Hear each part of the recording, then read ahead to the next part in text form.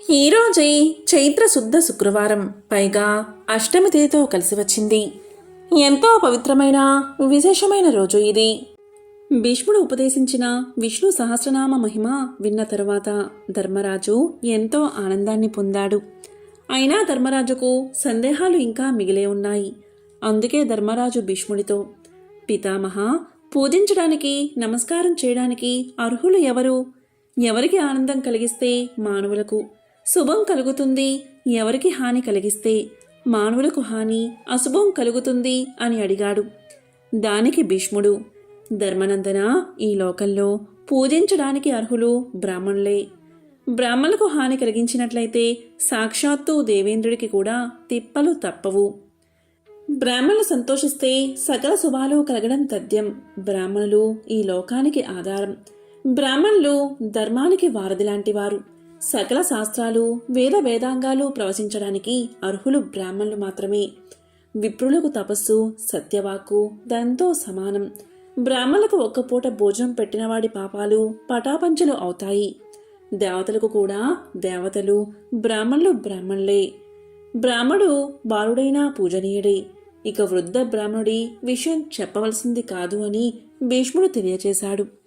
అప్పుడు ధర్మరాజు ఇలా పలికాడు, పితామహ, బ్రాహ్మణుల గురించి ఇంత గొప్పగా చెప్పావు కదా. బ్రాహ్మణుల్ని పూజించిన వారికి కలిగే శుభాలు ఏమిటి? వారిని ఇంతగా పూజించడానికి బ్రాహ్మణుల్లో ఉన్న విశిష్ట గుణాలు ఏమిటి అని అడిగాడు. ధర్మనందన, నీ సందేహానికి సమాధానంగా పవనార్జున సంవాదం వినిపిస్తాను. కార్తవీర్యార్జునుడు 1000 చేతులు కలిగిన మహావీరుడు. అతడు తనకు కలిగిన బల గర్వం వల్ల ఈ ముల్లోకాలలో నాకు సాటి బలవంతుడు లేడు అని బిగ్గరగా పలికాడు. అది విన్న ఒక భూతము వదులుగా, ఓ రాజా, నీవిలా పలుకడం తగదు. లోకముల కన్నా భూసురులైన బ్రాహ్మణులు అధికులని నీకు తెలియదా అని పలికింది. అందుకు కార్తవీర్యార్జునుడు, బ్రాహ్మణులు రాజులను ఆశ్రయించుకుని జీవిస్తారు కదా. అలాంటి బ్రాహ్మణులు రాజుల కంటే అధికులు ఎలా అవుతారు? నాకు అనుగ్రహం వస్తే బ్రాహ్మణుల్ని ఆదరిస్తాను, కోపం వస్తే అందరినీ దండిస్తాను అని చెప్పాడు. ఆ మాటలకు ఆ భూతము మారు పలకక వెళ్ళిపోయింది. ఆ సమయంలో వాయుదేవుడు ఇలా పలికాడు, ఓ రాజా, నీవు బ్రాహ్మణుల్ని రక్షిస్తున్నానని అనుకుంటున్నావు, కాని ఆ బ్రాహ్మణుల రక్షలోనే నీవు ప్రజలను రక్షిస్తున్నావని తెలుసుకో. ముల్లోకాల్లో పూజనీయులు బ్రాహ్మణులే. అహల్యను కోరిన ఇంద్రుడు గౌతముని శాపం పొందలేదా? అగస్త్యుడు సముద్రమును ఔపాసన పట్టలేదా? భృగుమహర్షి అగ్నిదేవుణ్ణి శపించలేదా అని పలికాడు. ఆ మాటలకు కార్తవీర్యార్జునుడు బదులు చెప్పలేదు. వాయుదేవుడు తిరిగి కార్తవీర్యార్జునుడితో, ఓ మహారాజా, నీకు ఒక కథ చెబుతాను, విను. పూర్వం అంగీరస వంశంలో జన్మించిన ఉచధ్యుడు చంద్రుడి కుమార్తెను కోరగా చంద్రుడు తన కుమార్తెను ఉచధ్యుడికిచ్చి వివాహం చేశాడు. వారిద్దరూ ఆనందంగా జీవిస్తున్న తరుణంలో వరుణుడు చంద్రుడి కుమార్తె మీద కోరిక పెంచుకుని ఉచధ్యుడు స్నానానికై నదీ తీరానికి వెళ్లిన సమయంలో ఉచధ్యుడి భార్యను అపహరించి తీసుకుని వెళ్లి తన అంతఃపురంలో ఉంచాడు. ఈ విషయం నారదుడికి తెలిసి ఉచధ్యుడికి విషయం తెలియచేశాడు. ఉచధ్యుడు దిక్కులకు అధిపతి అయిన వరుణుడికి, పరుల భార్యల మీద మక్కువ పెంచుకోవడం తగదు. నీవు ఉచధ్యుడి వద్దకు వెళ్లి నేను ఇలా చెప్పానని చెప్పు అన్నాడు. నారదుడు ఈ విషయం వరుణుడికి చెప్పాడు. కాని కామంతో కళ్ళు మూసుకుపోయిన వరుణుడు ఇలా పలికాడు, నారదా, నీవు చెప్పినా సరే నేను ఉచధ్యుని భార్యను విడవను అన్నాడు. నారదుడు ఉచధ్యుని వద్దకు వెళ్ళి, ఉచధ్య, వరుణుడు నా మాటను కూడా గౌరవించక నీ భార్యను వదలడానికి నిరాకరించడమే కాక నన్ను తన వారితో బయటకు గెండించాడు అని చెప్పాడు. దీంతో ఉచధ్యుడికి కోపం వచ్చింది. సముద్ర జలాలను ఒక్కగొక్కలో పీల్చివేసి లోకాలను గడగడలాడించాడు. ఇక వరుణుడు కూడా గడగడలాడుతూ ఉచధ్యుడి భార్యను తీసుకువచ్చి అతనికి సమర్పించి తన్ని మన్నించమని వేడుకున్నాడు. కనుక రాజుల కంటే బ్రాహ్మణులు గొప్పవారు అని వాయుదేవుడు కార్తవీర్యార్జునుడికి తెలియచేశాడు. వాయుదేవుడు తిరిగి ఇలా చెప్పాడు, పూర్వం దేవతలు రాక్షసుల చేతిలో ఓడిపోయి ఇక్కట్ల పాలైన తరుణంలో అగస్త్యుడు రాక్షసులను జయించి దేవతలను రక్షించాడు. మరొకసారి రాక్షసులు దేవతలను ఓడించి వారిని హింసల పాలు చేసిన తరుణంలో దేవతలు వశిష్ఠుడి వద్దకు వెళ్లి మొరపెట్టుకున్నారు. ఇక వశిష్ఠుడు ఆగ్రహించి ఒక్క హుంకారం చేసి రాక్షసులను భస్మం చేశాడు. కనుక దేవతల కంటే కూడా బ్రాహ్మణులు గొప్పవారు అని వాయుదేవుడు తెలియచేశాడు. కార్తవీర్యార్జునుడు బదులు పలకలేదు. ఇక వాయుదేవుడు తిరిగి ఒకసారి రాక్షసులకు దేవతలకు జరిగిన యుద్ధంలో రాహువు సూర్యచంద్రులను తన అస్త్రప్రయోగంతో మూర్ఛల చేశాడు. లోకాలన్నీ చీకట్లో మునిగిపోయాయి. రాక్షసులు దేవతలను తరిమికొట్టారు. వారు అత్రి మహామునికి మొరపెట్టుకోగా అత్రి మహాముని తన తపో మహిమతో సూర్యచంద్రుల మూర్ఛను పోగొట్టి లోకాలను కాంతివంతం చేసి రాక్షసులను నాశనం చేసి దేవతలను రక్షించాడు. కనుక బ్రాహ్మణులు ముల్లోకాలకు గొప్పవారు అని తెలియజేశాడు వాయుదేవుడు. వాయుదేవుడు ఇంకా ఇలా చెప్పాడు. కార్తవీర్యార్జున, ఒకసారి ఇంద్రుడు అశ్విని దేవతలకు సోమపానానికి అర్హత లేదని శాసించాడు. అప్పుడు అశ్విని దేవతలు చ్యవనుణ్ణి ఆశ్రయించారు. చ్యవనుడు అశ్విని దేవతలకు మేలు చేయడం కోసం ఇంద్రుడితో పగ తెచ్చుకున్నాడు. ఇంద్రుడు చ్యవనుణ్ణి చంపాలి అనుకున్నాడు. ఇంద్రుడు చ్యవనుడి మీదకు ఒక కొండను వజ్రాయుధాన్ని విసిరాడు. చ్యవనుడు వాటిని తిప్పి కొట్టేసి మధుడు అనే రాక్షసుణ్ణి సృష్టించి వారి మీదకు పంపాడు. మధుడు దేవతలను దేవేంద్రుడితో సహా మింగేశాడు. అప్పుడు వారంతా చ్యవనుణ్ణి ప్రార్థించి తమ తమ స్వస్వరూపాలను తిరిగి పొందారు.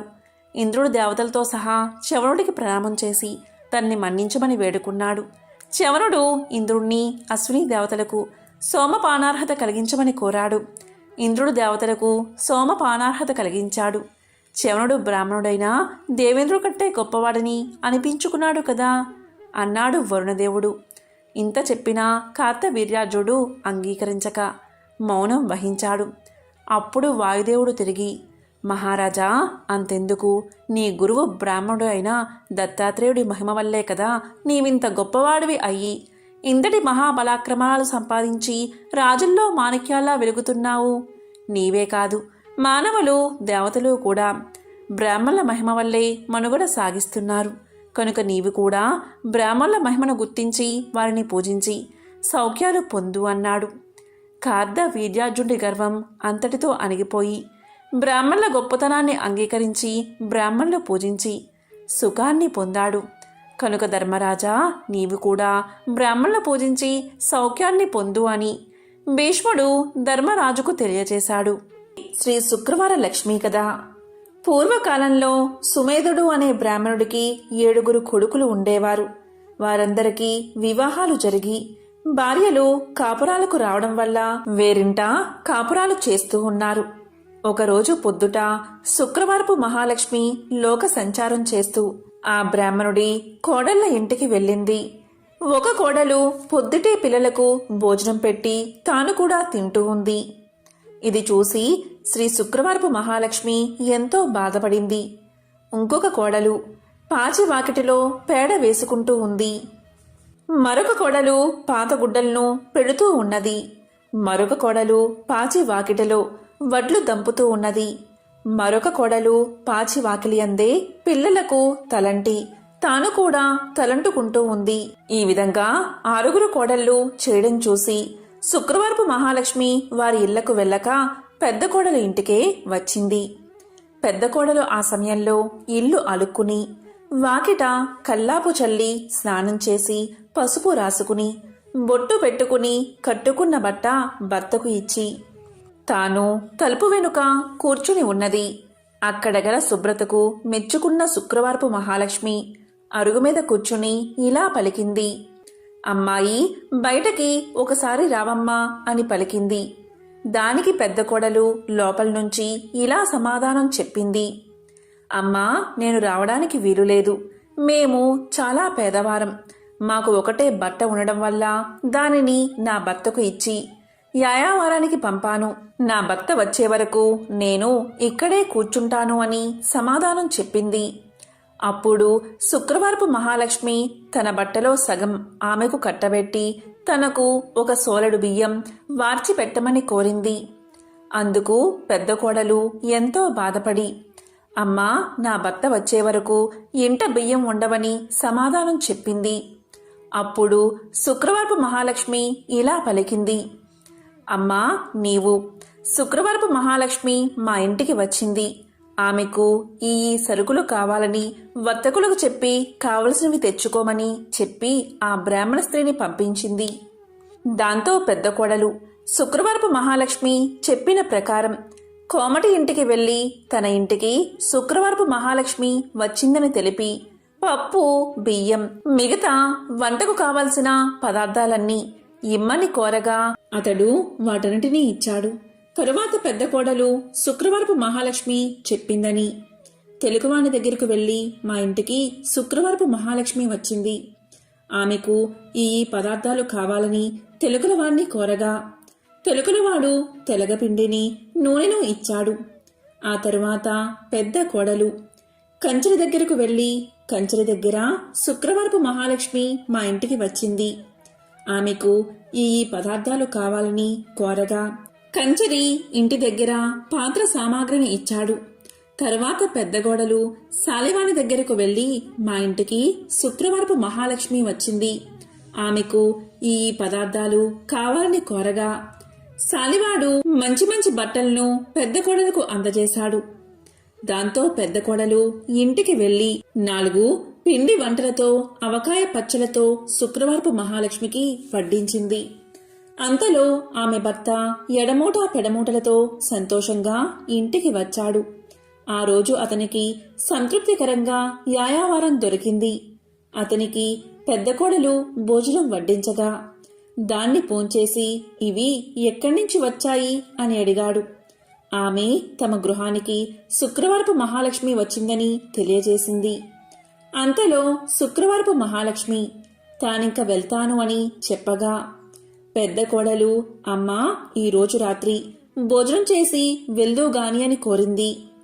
దానికి శుక్రవారపు మహాలక్ష్మి అంగీకరించి రాత్రి భోజనమైన తర్వాత నేను వెళ్తాను అని చెప్పగా అప్పుడా బ్రాహ్మణ స్త్రీ అమ్మా ఇంత చీకట్లో ఎక్కడికి వెళ్తావు, రేపటి ఉదయమే వెళ్దూగానిలే అని పలకగానే దానికి శుక్రవారపు మహాలక్ష్మి సమ్మతించి నిద్రపోయి కొంత రాత్రికి లేచి తనకు కడుపు నొప్పుగా ఉన్నదని తెలియచేసింది. బయటికి వెళ్లి వస్తానని చెప్పగా అందుక బ్రాహ్మణ స్త్రీ చీకటిలో వీధిలోకి వెళ్లవద్దు అని ఓ మూలన కూర్చోమని చెప్పింది. మహాలక్ష్మి అదేవిధంగా 4 మూలలోనూ కూర్చుని తెల్లవారే వేళకు మాయమైపోయింది. ఆ బ్రాహ్మణ స్త్రీ నిద్ర మేల్కోగాని ఇల్లు బాగు చేయడానికి చీపుర్ని చేతబట్టి గది యొక్క 4 మూలలా చూసింది. 4 మూలల్లోనూ 4 బంగారు కుప్పలు ఉండడం చూసి ఆమె ఎంతో ఆనందం చెంది భర్తకు ఆ విషయాన్ని తెలియజేసింది. అప్పుడు భర్త తమ ఇంటికి వచ్చిందని సాక్షాత్తు మహాలక్ష్మీదేవే అని భావించి తమపై ఆమె చూపిన దయను తలుచుకుని ఎంతో సంతోషంతో భార్యతో కలిసి శుక్రవార నోమును నోయించుకుని భాగ్యాలను బడసి భక్తి విడువక సంతోషంగా కాలాన్ని గడిపాడు. ఇదే శ్రీ శుక్రవారపు లక్ష్మీ కథ. ఎవరైతే ఈ కథను భక్తి శ్రద్ధలతో వింటారో లేక చదువుతారో వారికి దరిద్ర బాధలు తొలగి సకల ఐశ్వర్యాలు కలుగుతాయి. ధనం మూలం ఇదం జగత్ అనేది అందరికీ తెలిసిన విషయమే. జీవ సమస్తానికి ధనమే మూలం. ధనం లేకపోతే ఆహారం లభించదు. కాబట్టి అలాంటి ధనానికై ఎల్లరూ శ్రీ ధనలక్ష్మీదేవిని ఆరాధించాలి. ఆమె దయకలవాడే కలవాడు, ఆమె దయలేనివాడు లేనివారిలోని లెక్క. ధనం చాలా విలువైనది, ఇది అందరికీ తెలిసిన విషయమే. కాబట్టి ధన ప్రాప్తికై శ్రీ మహాలక్ష్మీదేవిని ఆరాధించాలి. ధనాది దేవత అయిన ఆ శ్రీ ధనలక్ష్మీదేవిని ఆరాధించి ఆమె అనుగ్రహాన్ని పొందాలి. ఆ అమ్మ దయకు పాత్రులై ధనవంతులైన అసంఖ్యాక భక్తులలో ఒకరిద్దరి విషయాలు ఇప్పుడు తెలుసుకుందాం. అదే సమాధి కదా. పూర్వం సమాధి అని ఒక వైశ్యుడు ఉండేవాడు. అతడు విపరీతంగా ధనాన్ని సంపాదించాడు. దానితో అతనికి ధన గర్వం వచ్చింది. కొత్తలో అంతా లక్ష్మీ కటాక్షమే అనేవాడు అతను. రాను రాను దేవుడా లేక దెయ్యమా, నా తెలివితేటలతోనూ బోలెడు పెట్టుబడితోనూ వ్యాపారం చేశాను, అందుకే సంపాదించాను, అంతా నా గొప్పతనమే అండం మొదలుపెట్టాడు. హితవు చెప్పేవారిని కసిరేవాడు. తనకు వంత పాడేవారిని చేరదీసేవాడు. అలా అతని చెంత చేరిన భజనపరులందరూ కూడా అతని వద్ద ధనం తీసుకుంటూ ఉండేవారు. అందుకుగాను వారా సమాధితో కలిసి దైవదూషణలు కూడా చేస్తూ ఉండేవారు. తద్వారా వారి వద్ద డబ్బు నిలిచేది కాదు. సమాధి వారికి ఎంత ఇచ్చినా అదంతా ఏదోలాగా ఖర్చయిపోతూ ఉండేది. పనికిమాలిన వారికి అనవసరపు ఖర్చులకు డబ్బు ఇచ్చి ఇచ్చి అవసరానికి డబ్బు లేక దావసరికి తన పలుకుబడిపై అప్పులు చేసి చేసి అవి తీర్చలేక సమాధి దరిద్రుడైపోయాడు. అతడు పెద్దలను ఆశ్రయించాడు. అప్పుడు పెద్దలు ఇలా పలికారు: దైవమున ఏమున్నది, అంతా నీ గొప్పే అన్నావు కదా, నీ గొప్ప నీవే చూసుకో, ఇక్కడి నుంచి వెళ్ళిపో అని తరిమేశారు. మరికొద్ది కాలానికి కొడుకులు తిరగబడ్డారు. అప్పులవారు అల్లరి చేయడం మొదలుపెట్టారు. గొప్ప దరిద్రం కలిగినది. చివరికి భార్య కూడా ఎదురు తిరిగినది. నీ వంటి దరిద్రుడితో నేనుండలేను అని చెప్పి పుట్టింటికి వెళ్ళిపోయింది. రుణదాతలకు కుటుంబ ఘాతకులకు వెరచి ఒకానొక రాత్రివేళ సమాధి అడవుల పట్టిపోయాడు. ఈ సమాధి గురించి బాగా తెలిసిన ఒక మిత్రుడు అతనికి సహాయం చెయ్యాలి అనుకున్నాడు. కానీ తక్కిన వ్యాపారులు అడ్డుపడుతూ ఉండడం వల్ల ఒకరోజు ఆ మిత్రుడు ఒక చేతికర్ర దొలిపించి అందులో ఖరీదైన వజ్రాలు వేసి సమాధికి ఇచ్చాడు. అప్పుడా మిత్రుడు సమాధితో ఇలా పలికాడు: సమాధి, నీవు దరిద్రంచే బాధపడుతూ ముసలివాడివలే అయిపోయావు. నేను ప్రత్యక్షంగా ధనమిస్తే ఇతర వ్యాపారులతో నాకు గొడవ వస్తుంది. కాబట్టి నీ చేతికి ఊతంగా ఈ కర్రను తీసుకో అని చెప్పాడు. దానికి సమాధి ఎంతో బాధతో ఆ చేతికర్ర తీసుకుని ఆ చేతికర్రతో సంతకు వెళ్లి ఆ చేతికర్రను సంతలో ఎవరో పొరుగువాడికి చవకగా అమ్మేసి దానితో వంట సరుకులు కొనుగోలు చేశాడు. సమాధి చేసింది విని మిత్రుడు ఎంతో బాధపడ్డాడు. సమాధి యొక్క దరిద్రావస్థను ఎలాగైనా తప్పించాలని ఆ మిత్రుడు మరొకసారి సమాధిని పిలిచి ఇలా పలికాడు: సమాధి, ఈ గుమ్మడికాయ తీసుకో అని ఒక గుమ్మడికాయ ఇచ్చాడు. దాని నిండుగా బంగారు కాసులు పోసి ఇచ్చాడు. ఇంటికి వెళ్లి దాన్ని పగలగొడితే ధనం కనిపిస్తుంది కదా అని ఆ మిత్రుడి ఆలోచన. కాని సమాధి ఆ గుమ్మడికాయను వేరొక కూరగాయల వ్యాపారికి అమ్మేసి ఆ చిల్లరతోనే ఇంటికి వెళ్లిపోయాడు. మిత్రుడు సహకరించిన ఆ సహాయం పొందక దరిద్రబాధలు భరించలేక సమాధి ఒకరోజు అడవులకు పోవడానికి నిశ్చయించుకున్నాడు. ఇది తెలిసిన అతని మిత్రుడు మార్గమధ్యలో మోహరేలు గుట్ట పోయించాడు. కాని సమాధి ఆ దారికి రాగానే ధనలక్ష్మి కళ్ళలో పడినది. అతని కళ్ళు నలుపుకుంటూ పోయి పోయి మొహరేల గుట్టపై పడి, చీచి, ఎవరో దారిలో రాళ్లగుట్ట పోశారు అని వాటిని అటూ ఇటూ చిమ్మి కళ్ళు నలుపుకుంటూ తన దారిన తాను పోయాడు. అంతా మిత్రునికి చూపి, చూసారా, ధనలక్ష్మి యొక్క అనుగ్రహం తప్పితే ఎలా అవుతుందో, మనమెంత మంచి చేసినా వంచింపబడుచూ ఉంటాడు అని చెప్పాడు. తరువాత సమాధి అడవులకు చేరుకుని తన కష్టాలకై ఏడుస్తూ ఉండగా ఒకానొక ముని అతన్ని చూసి అతని దీనకథను విని ఇలా పలికాడు: సమాధి, కేవలం ధనలక్ష్మిని తూలనాడి ఆమె పూజకు ఆటంకం కలిగించడం వల్లే నీకీ కష్టం కలిగినది. ఇంతకు మించి మరొకటి లేదు. నా మాట విని ధనలక్ష్మీదేవిని పూజించు. ధనం నీకు సమకూరుతుంది. ఆమె బీజమునే జపించు అని పలికి మంత్ర బీజాన్ని చెప్పి జప విధానం చెప్పి మహర్షి వెళ్ళిపోయాడు. సమాధికి మరొక మార్గమేది కనబడకపోవడం వల్ల గతిలేని వాడై ఆ మంత్రాన్ని జపించసాగాడు. అలా చేయగా చేయగా ఒకనాడు అతని భార్య ఆ అడవిలోనే తారసపడినది. పెళ్లి చేశాక భర్త సజీవుడై ఉండగా ఆడది పుట్టింట ఉండరాదు. కష్టమో సుఖమో భర్తతోటే లోకం పొమ్మని ఆమె పుట్టింటివారు తరిమేశారని చెప్పింది. ఆమె తనతో తెచ్చిన స్వల్ప ధనాన్ని సమాధికి ఇచ్చి క్షమించమని కోరింది. అతి త్వరలో దీపావళి రాబోవుచుండడచే సమాధి ఆదనంతో నగరానికి వెళ్లి తగు సామాగ్రలు కొని అదేవిధంగా పురోహితుడికి క్షమాపణ చెప్పుకుని తనతో పాటు అడవులకు తీసుకువచ్చాడు. దీపావళి రాత్రి యథావిధిగా యథాశక్తిగా ధనలక్ష్మీ పూజను చేసుకున్నాడు సమాధి. దానితో సంతృప్తిగా శాంతించిన ధనలక్ష్మి సమాధిని అనుగ్రహించింది. దాంతో పురోహితుడు ఊరిలోనికి పోయి సమాధి ఉనికిని, అతనిలోని మార్పును అందరికీ తెలియచేశాడు. సమాధి మిత్రుడు అలాగే విప్రుడు కూడా దీన్ని సమర్థించారు. అవును, అమ్మవారిని కించపరచడం వల్లే అతనికి ఇటువంటి గతి పట్టింది కాని సమాధి చెడ్డవాడు కాడు అని మరీ చెప్పగా ఇతర వ్యాపారులు కూడా ఆలోచించి సమాధిని తిరిగి ఊరిలోకి పిలిచారు. మిత్రులు ఇచ్చిన పెట్టుబడితో సమాధి మరలా వ్యాపారాన్ని ప్రారంభించి నిత్యము ధనలక్ష్మీదేవిని పూజిస్తూ ఆ తల్లి అనుగ్రహం వల్ల అతని వ్యాపారం అభివృద్ధి చెందడం వల్ల తిరిగి కోటీశ్వరుడుగా మారి సకల సౌభాగ్యాలతో తులతూగుతూ ఉన్నాడు. కాబట్టి ఎవరైతే ప్రతి గురు శుక్రవార రోజుల్లోనూ అష్టమి, నవమి, దశమి, పౌర్ణమి తిథులయందు ఆ అమ్మవారిని పూజించి ఈ కథను వింటే ధనలక్ష్మీదేవి యొక్క అనుగ్రహానికి పాత్రులు అవుతారు. ఈ కథ విన్నా చదివినా సర్వశుభాలు చేకూరతాయి. ఇదే ధనలక్ష్మీదేవి యొక్క కథ. త్రిలోక సంచారి అయిన నారద మునికి ప్రతిదీ తెలుసుకోవాలని ఆతృత ఉంటుంది.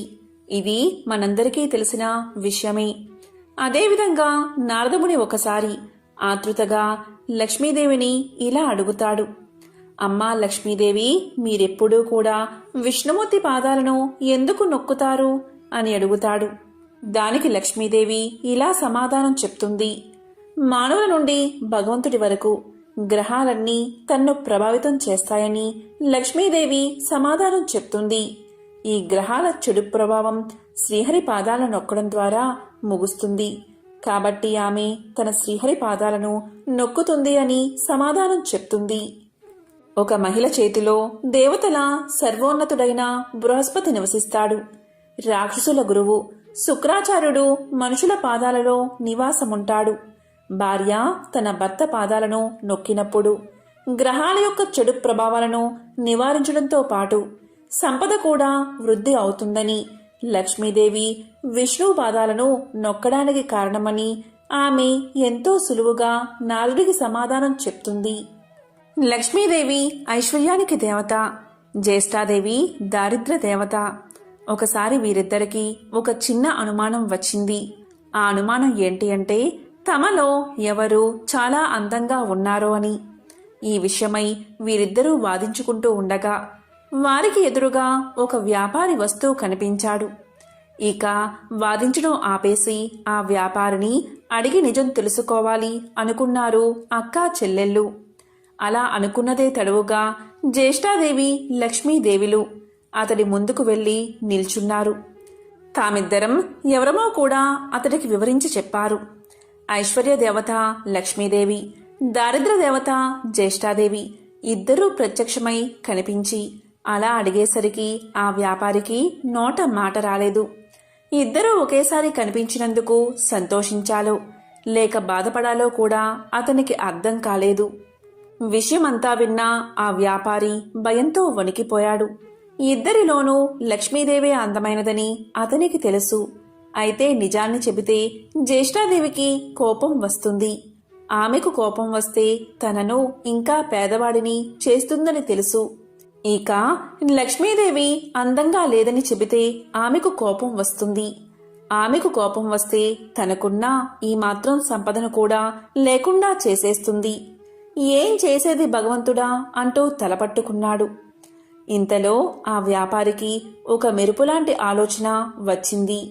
ఏదైతే అది అయిందని మనసుకు సర్ది చెప్పుకున్న ఆ వ్యాపారి ఆ దేవతలిద్దరికీ నమస్కారం చేశాడు. వెంటనే ఆ వ్యాపారి ఇలా చెప్పాడు. అమ్మా, ఓ మహాలక్ష్మి, నువ్వు ఇంట్లోకి వస్తున్నప్పుడు నీ అంత అందమైన స్త్రీ భూలోకంలో కాని స్వర్గలోకంలో కాని ఎవరూ ఉండరు అని చెప్పాడు. అలాగే జ్యేష్ఠాదేవి వైపు చూసి, అమ్మా, ఓ జ్యేష్ఠాదేవి, నువ్వు ఇంటి నుంచి బయటకు వెళ్తుంటే నీ అందం సొగసు వర్ణించేందుకు మాటలు చాలవు. ఆ సమయంలో నీ అందాన్ని ఎవరితోనూ పోల్చలేము అని సమాధానం చెప్పాడు. ఆ వ్యాపారి ఎవరి మనసులో నొప్పించిన విధంగా చెప్పిన తీరు జ్యేష్ఠాదేవి లక్ష్మీదేవులను సంతృప్తిపరిచింది. అతడు ఇద్దరిని విజేతలుగా నిర్ణయించాడని వారిద్దరూ అర్థం చేసుకున్నారు. దాంతో ఇద్దరూ అతడి నిర్ణయానికి సంతోషపడుతూ అక్కడి నుంచి మాయమయ్యారు. ఇక్కడ అర్థం చేసుకోవాల్సింది ఏంటి అంటే, జ్యేష్ఠాదేవి లక్ష్మీదేవులు ఎవరికి వారు విజేతలమని అనుకుంటూ వెళ్లారే కాని నిజానికి నిజమైన విజేత ఆ వ్యాపారే. ఎందుకంటే అతడు ఐశ్వర్య దేవత అయిన లక్ష్మీదేవి అభిమానాన్ని పొందడమే కాదు, లక్ష్మీదేవి బద్ధ శత్రువైన జ్యేష్ఠాదేవిని సైతం సంతృప్తిపరిచాడు. కాబట్టి నిజమైన విజేత ఆ వ్యాపారే. లక్ష్మీదేవి అదృష్టానికి శుభానికి సంకేతం, అయితే జ్యేష్ఠాదేవి దరిద్రానికి సంకేతం. పురాణాల ప్రకారం లక్ష్మీదేవి జ్యేష్ఠాదేవులు ఎవరు ఎక్కడ ఉండాలి అనే విషయం గురించి చర్చలు మొదలవుతాయి. ఈ క్రమంలోనే లక్ష్మీదేవి వెళ్లి సముద్ర గర్భంలో దాక్కుంటుంది. సముద్ర గర్భం నుంచి తను బయటికి రావాలని జ్యేష్ఠాదేవి కోరడంతో తాను బయటకు వచ్చి ఏ ప్రదేశంలో కొలువై ఉండాలో తెలియచేస్తుంది. ఈ విధంగా సముద్ర గర్భం నుంచి బయటకు వచ్చిన లక్ష్మీదేవి తాను పసుపు కుంకుమల్లో కొలువై ఉంటానని చెప్తుంది. అందుకే ఏదైనా శుభకార్యాలలో పసుపు కుంకుమలకు అంత ప్రాధాన్యత ఇస్తాము. పెళ్లి పత్రికలకు కూడా పసుపు కుంకుమ రాయడం వల్ల సాక్షాత్తు లక్ష్మీదేవిని ఆహ్వానించినట్లు. ఇలా పసుపు కుంకుమ రాయడం వల్ల ఆ పెళ్లిలో ఎలాంటి ఆటంకాలు లేకుండా లక్ష్మీదేవి కృప నూతన వధూవరులపై ఉంటుందని భావిస్తారు. అందుకే వివాహ ఆహ్వాన పత్రికలకు పసుపు కుంకుమలు రాస్తారని పురాణాలు చెబుతున్నాయి. మనం లక్ష్మీదేవి చిత్రపటాన్ని చూసినప్పుడు ఆమెకు గుడ్లగూప వాహనంగా ఉండడాన్ని చూస్తూ ఉంటాం. లక్ష్మీదేవికి గుడ్లగూప ఎలా వాహనమైనది అనే ప్రశ్న మనల్ని పట్టి పీడిస్తుంది. దానికి సమాధానం ఇప్పుడు తెలుసుకుందాం. ఒకప్పుడు కౌశికుడు అని ఒక గొప్ప విష్ణుభక్తుడు ఉండేవాడు. అతడు గొప్ప సంగీత విద్వాంసుడు. సుమధురమైన తన గాన మాధుర్యంతో మహావిష్ణువుని ప్రసన్నం చేసుకున్నాడు. స్థూల శరీరాన్ని విడిచిన తర్వాత విష్ణు లోకాన్ని చేరుకున్నాడు. శ్రీహరి తన ప్రియభక్తుణ్ణి స్వాగతించి అతని గౌరవార్థం అంతరంగిక సంగీత సభ ఒకటి ఏర్పాటు చేశాడు. ఆ సభలో దేవర్షి నారదుడికి ప్రవేశం లభించలేదు. తుంబురుడికి సకల మర్యాదలతో స్వాగతం చెప్పారు. తనకు ప్రవేశం లేకపోవడం అటుంచి తన ప్రత్యర్థి అయిన తుంబురుడికి స్వాగత సత్కార్యాలు లభించడం చూసిన నారదుడు ఎంతో మండిపడ్డాడు. అయినా తమాయించుకుని లక్ష్మీదేవి మందిరంలోంచి లోనికి పోవడానికి ప్రయత్నం చేశాడు. అక్కడ కూడా లక్ష్మీదేవి యొక్క చెలికత్తెలు నారదుడికి అడ్డుపడ్డారు. దానితో ఎంతో కోపగించిన నారదుడు మహాలక్ష్మిని శపించాడు. అది తెలిసిన వెంటనే లక్ష్మీనారాయణులు నారదుని ముందు ప్రత్యక్షం అయ్యారు. తమను మన్నించమని వేడుకున్నారు. అప్పటికి నారదుడి కోపం శాంతించింది. తన తొందరపాటుకు పశ్చాత్తాపం మొదలైనది. శరీరమంతా చెమటలు పట్టాయి. కీలరిగి వాత పెట్టడం బాగా తెలిసిన నారాయణుడు చేసిన దానికి సిగ్గుపడుతున్న నారదుణ్ణి చూసి ఇలా పలికాడు. నారదా, నీ కోపం కారణం నాకు తెలుసు. నిజానికి భక్తి జ్ఞానములయందు శీలవర్తములయందు తుంబురుడు నీకన్నా కపటి కాడు, గర్విష్ఠుడు కాడు. కపట భక్తిని ప్రదర్శించేవారు ఎన్ని తీర్థాలు సేవించినప్పటికీ వ్యర్థం. భక్తి శ్రద్ధలతో నన్ను కొలిచేవారికి అవశ్యం వశుడనే. సంగీతం చేత నన్ను చేరవచ్చునని చాటి చెప్పడానికే కౌశిక తుంబురను నేను సత్కరించాను. నీ శాపానికి ఏమీ బాధపడకు, లోకహితమే జరుగుతుంది, చింతించవద్దు అని చెప్పాడు నారాయణుడు. నారదునికి అప్పటికి జ్ఞానోదయమైనది. ఓ దేవదేవా, నా తప్పులను క్షమించు. అవివేకి వలె ప్రవర్తించాను, నన్ను కాపాడు. తుంబురా, కౌశికుల వలె సంగీతంలో మేటినైతే ఇంతటి విపరీతం జరిగి ఉండేది కాదు కదా అంటూ కట్టెలు తెంచుకుని ప్రవహిస్తున్న కన్నీటి వరద మధ్య నారదుడు నారాయణుడి పాదాల మీద పడ్డాడు. భక్తుని పశ్చాత్తాపం భగవంతుడి హృదయాన్ని కరిగించింది. తన దివ్య హస్తాలతో నారదుణ్ణి పైకి లేపాడు నారాయణుడు. ధైర్యాన్ని చెప్పాడు. సంగీతం నేర్చుకోవాలన్న కుతూహలం నిజంగా ఉంటే తాను చెప్పినట్లు చెయ్యమన్నాడు. ఉత్తరాన మానస సరోవరానికి అవతల ఒక పర్వత శిఖరముంది. దానిమీద ఒక దివాంతం ఉంది. ఆ ఉలూకాపతికి శుశ్రూష చేసి సంగీతంలో మేటిమి కమ్మని దీవించాడు నారాయణుడు. దీంతో నారదుడు శ్రీమన్నారాయణుడికి కృతజ్ఞతలు ప్రకటిస్తూ చేతులు జోడించిన నారదుడు సెలవు పుచ్చుకున్నాడు. వెంటనే మనోవేగంతో మానస సరోవరం చేరుకున్నాడు. కమ్మని సంగీతం అస్పష్టంగా వినిపిస్తుంది. తెరలు తెరలుగా వస్తున్న ఆ గాన మాధుర్యాన్ని పట్టుకుని ఆవలగిరి శిఖరం చేరాడు నారదుడు. గంధర్వ, కిన్నెర, కింపురుష, అప్సరసాదులెందరో అక్కడ సంగీతాభ్యాసం చేస్తున్నారు.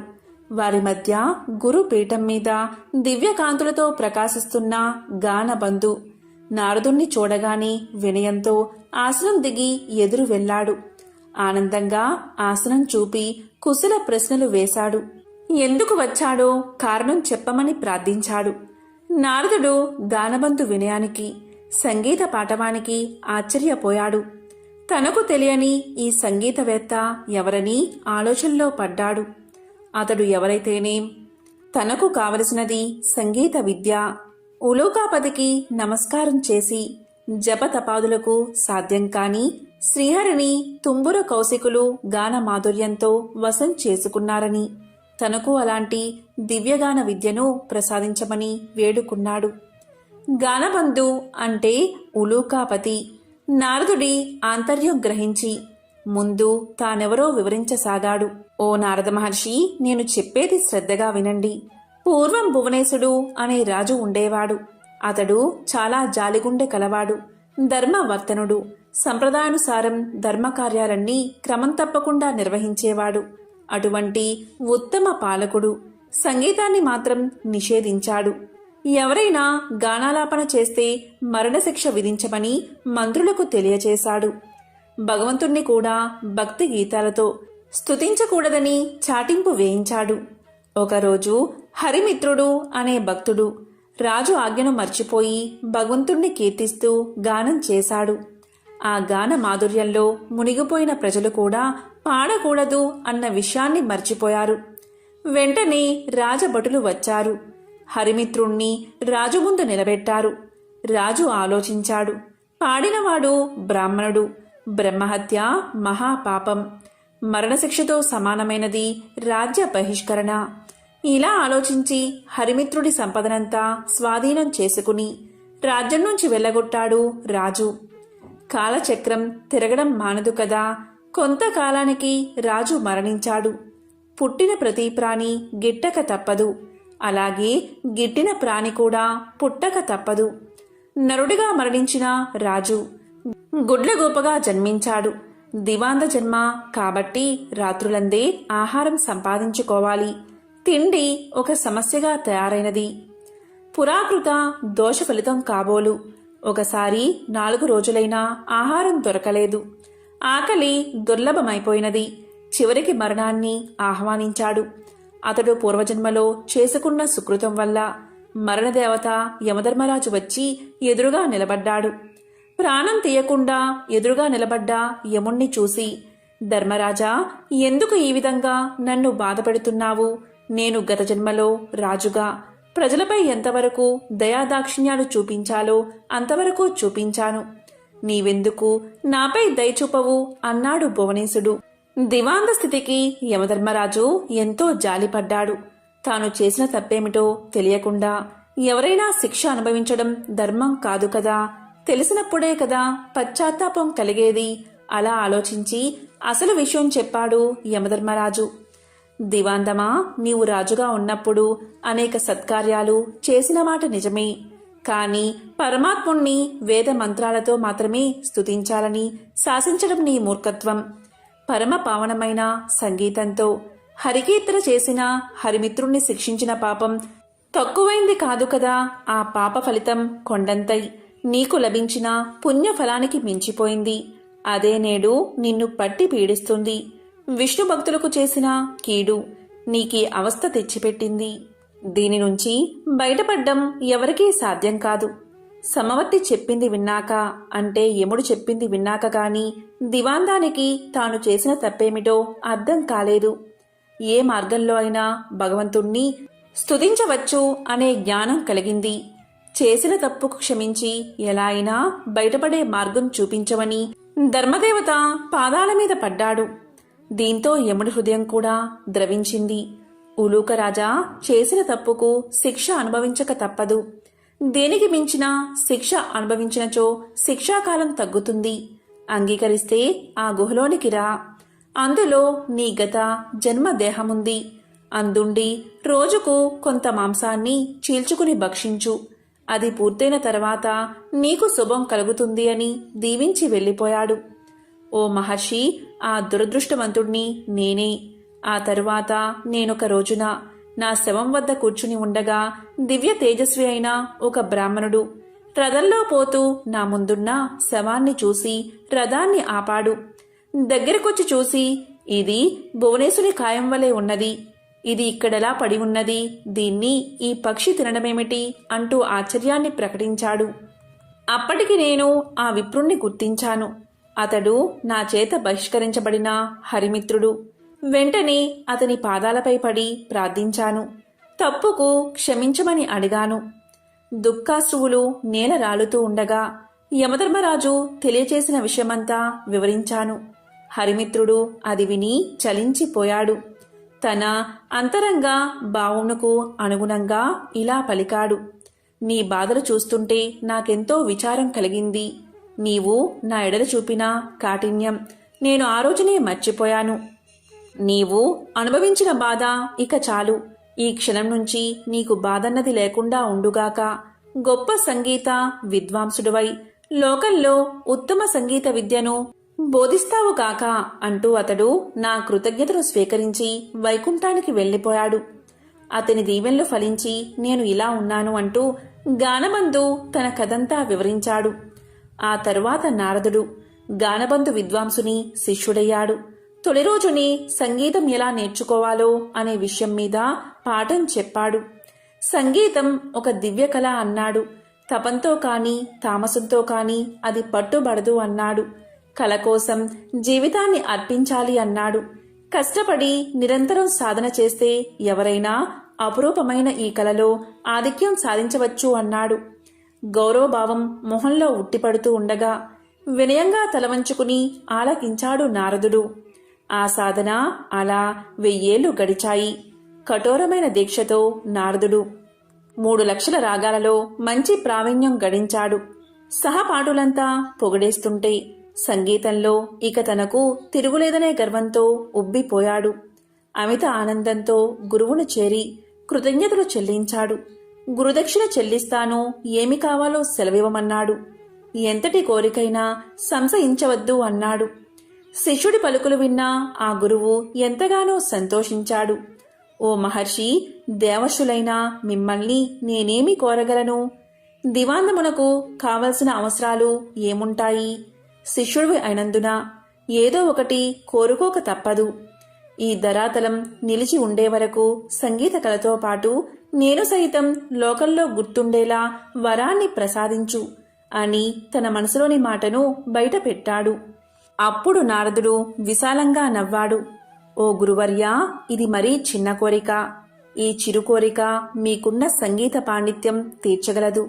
శిష్య ప్రశిష్య కోటి వలన భూతలమున సంగీత కళ నిలిచి ఉన్నంత వరకు మీ కీర్తికి అంతులేదు. మీరు చేసిన ఈ మహోపకారానికి గురు దక్షిణిగా లక్ష్మీనారాయణల కటాక్షం, వారి సేవా భాగ్యాన్ని, శాశ్వత సన్నిధానమును ప్రసాదిస్తున్నాను. ప్రళయం సంభవించిన వేళ శ్రీ మహావిష్ణువునకు గరుత్మంతుని వలె శ్రీ మహాలక్ష్మికి నీవు వాహనమై తరింతువుగాక అంటూ శిష్యుడికి కానుకను దేవర్షిగా వరాన్ని సమర్పించి సెలవు తీసుకున్నాడు నారదుడు. ఈ విధంగా గానబంధు అనే గుడ్లగూప లక్ష్మీదేవికి వాహనంగా మారింది. ఎంతో పవిత్రమైన విశేషమైన ఈ మార్గశిర శుక్రవారం రోజు ఎవరైతే ఈ కథలను వింటారో లేక చదువుతారో వారికి శ్రీ మహాలక్ష్మీదేవి యొక్క అనుగ్రహం, కరుణా కటాక్షాలు తప్పకుండా కలుగుతాయి. రుణ సమస్యలు తొలగి లక్ష్మీ కటాక్షం కలుగుతుంది. ఓం శ్రీ మహాలక్ష్మీయే నమః. ఓం నమో నారాయణాయ. ఓం శ్రీ మాత్రే నమః. ఓం నమః శివాయ.